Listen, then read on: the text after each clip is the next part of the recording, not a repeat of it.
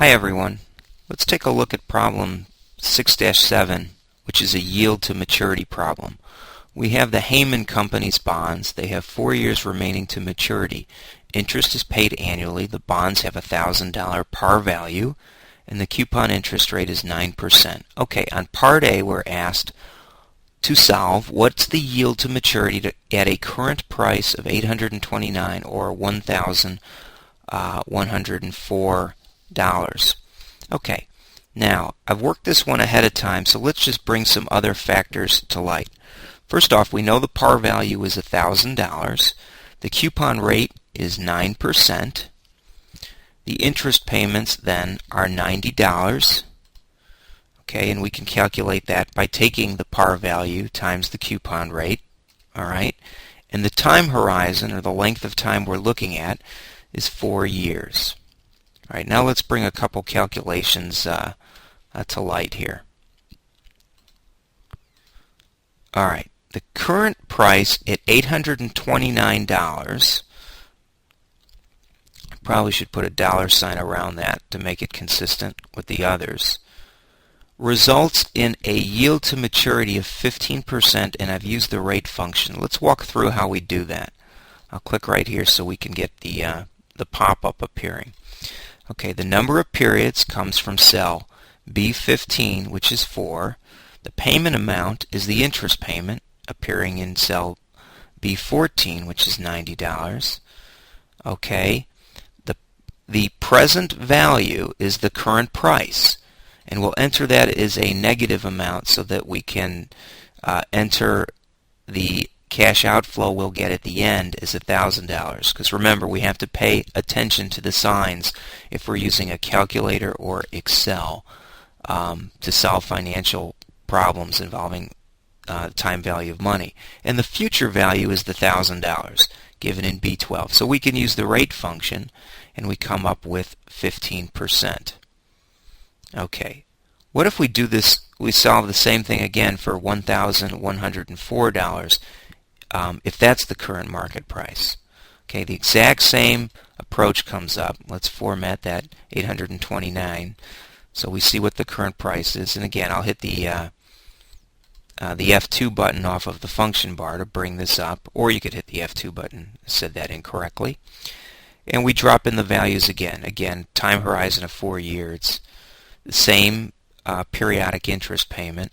Now the present value is $1,104, and the future value is the $1,000 we'll get back after we've invested in the bonds, right? We need to pay attention to the signs, so again we flip the present value, and we come up with a yield to maturity of 6% using Excel's rate function. All right, let's take a look at Part B now. Would you pay $829 for one of these bonds if you thought that the appropriate rate of interest was 12%? In other words, the required rate of interest was 12%, and explain your answer. All right, let's just bring that to light. And in Part B, what you'd say is a yield at 12% would come out to be $908. Let me explain how I do this.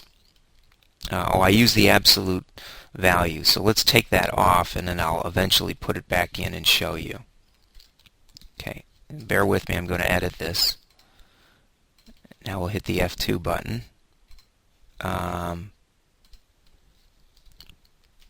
One more second here. Let me get this so that it pops up. There we go. Okay, so again, I'm going to use the rate function, and I'm going to use 12% as the required rate, right? Then the number of periods is 4. The payment amount is $90, same as before. The future value is $1,000. Okay. Oh, and I said that incorrectly. Rather than using the rate function, I'm now using the present value function. It says it right here. I apologize, everyone. So I want to determine the present value if it was 12%. And what we come up with is $908. Now remember, it's negative. It's negative because I entered the cash outflow as being positive. So in order to present this in a positive number, I'll just surround the whole formula with the absolute value function, which is ABS. Put that around the end. There I'm forced into a positive number. Okay, so at a 12% yield to maturity rate, what I wind up with is $908, and we're asked, would you pay $829? And so we see that it's actually a good option for us. Okay, let me slide up and show you what the textbook then tells us on this one. Let me slide back down so you can get most of it on the screen. Okay, so the textbook's answer is yes, you would go ahead and pay $829 for it, the yield to maturity, because 15% is greater than your required rate of return of 12%, and it backs into the 908.88 that we solved above. All right, everyone, that's the answer to Part A and Part B, using Excel as a canvas and as a calculator to solve this one. Thanks, everyone.